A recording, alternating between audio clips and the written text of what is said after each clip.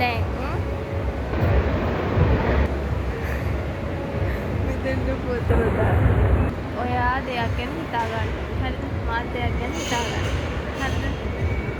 මේ ඒක ගැන විස්තර කරලා දෙනවා මම ඒක අන්තිමේදී ඔයාලට කියන්න ඕනේ. හරිද?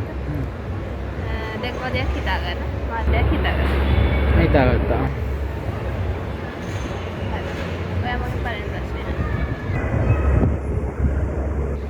ඒක පණ තියෙනවද නැද්ද? නැහැ. හරි. ඔයා පණ තියලා නැද්ද?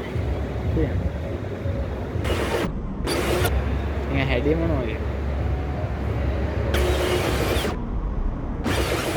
සයිස් එකද නැත්නම් හරි එක හැඩයයි තියෙන්නේ. එක හැඩේ. ඔව් එක හැඩයයි. ඒක ඔව් එක හැඩයයි.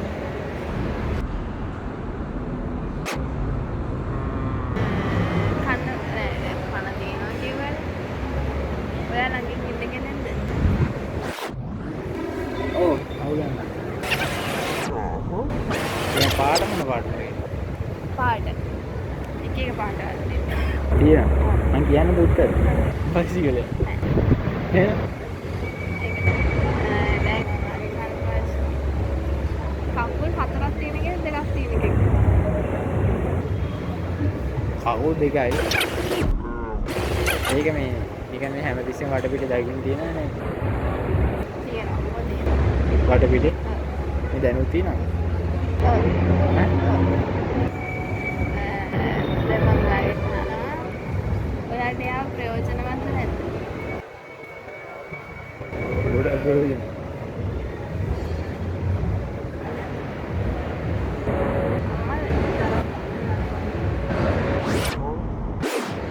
ඒ පාට එකේ පාට තියෙනනේ.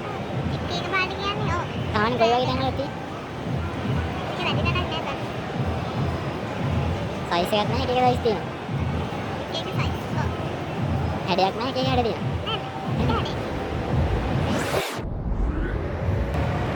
ආවෙන් අහන්න ගමන් ප්‍රශ්නයක් නෙමෙයි.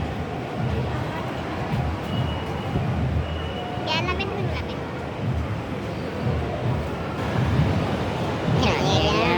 දෙකම මික්ස් වෙලා ගිහින් දැන් මෙහෙමයි වැඩක් කරනකොට ඒක විදිහට නිකන් ඉන්නකොට ආවිද කියන්නේ. පණක් නෑ කිව්වා හැඩයක්වත් නෑ කිව්වා.